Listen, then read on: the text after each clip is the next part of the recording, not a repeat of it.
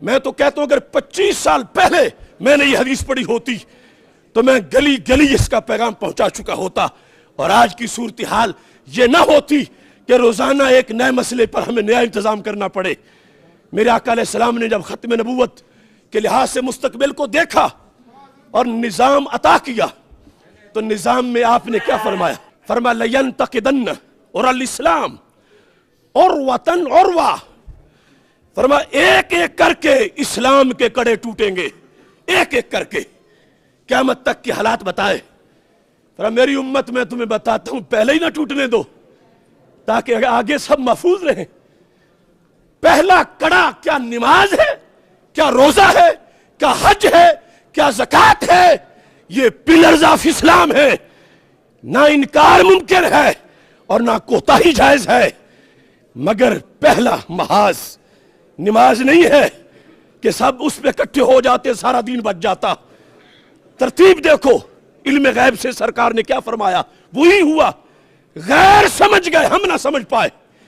میرے آقا علیہ السلام نے فرمایا ایک ایک کر کے اسلام کا کڑا ٹوٹے گا، جب ایک ٹوٹے گا تو میری امت دوسرا پکڑے گی، دوسرا ٹوٹ جائے گا، تیسرا پکڑے گی، کافر تیسرا توڑ دیں گے۔ پہلے ہی نہ ٹوٹنے دو، سب اکٹھے ہو جاؤ پہلے پہ۔ وہ کیا ہے؟ لفظ سنو، فرمایا اولہن نقدن الحکم، فرمایا وہ کڑا جس سے پورا دین بچے گا، نماز بھی، روزہ بھی، حج بھی، زکوٰۃ بھی، فرمایا وہ میری امت کی گورننگ پاور اور نظام حکومت ہے۔ اگر میری امت نظام حکومت اپنا بچا گئی تو ان کے مصلے بھی محفوظ، ان کے آستانے بھی محفوظ، ان کی مسجدیں بھی محفوظ، مدارس بھی محفوظ۔ اور اگر نظام غیروں کو دے دیا تو پھر سب کچھ لٹے گا۔ اب 400 مدارس برما والوں کے کہاں گئے؟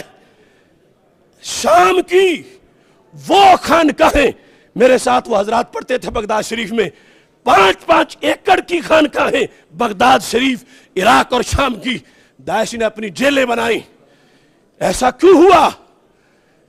اولہن نقدن الحکم، حکم اسلام، نظام مصطفیٰ صلی اللہ علیہ وسلم، اس پہ کافروں نے پہلا حملہ کیا اور اتنی غلاظت گھوڑی کہ اس موضوع کو ہی ہمارے نصاب سے نکال دیا۔ پھر آخرہن الصلاۃ، سرکار فرماتی آخری حملہ ہوگا نماز پہ، پہلا نظام پہ ہوگا۔ اگرچہ پڑھتی تو ہر وقت ہے مگر پہلا نظام پہ ہے۔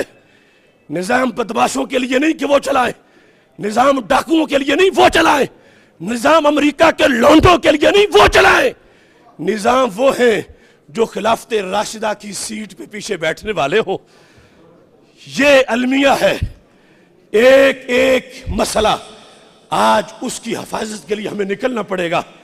تو پھر فلا وربک لا یؤمنون حتی یحکموک، اللہ قسم اٹھا کے کہہ رہا ہے، سب سے بڑی قسم کہ محبوب مجھے تیرے رب کی قسم، وہ مومن نہیں ہوں گے اگرچہ نماز پڑھیں، اگرچہ روزہ رکھیں، اگرچہ حج کریں، اگرچہ زکوٰۃ دیں، اگرچہ چلے کاٹیں، اگرچہ وظیفہ پڑھیں، نہیں مومن۔ کب مومن ہوں گے؟ فرمایا حتی یحکموک، محبوب جب تمہاری حکومت لے آئیں گے، مانیں گے تو پھر مومن ہیں۔ یہ ہے قرآن کا پیغام ہمارے نام۔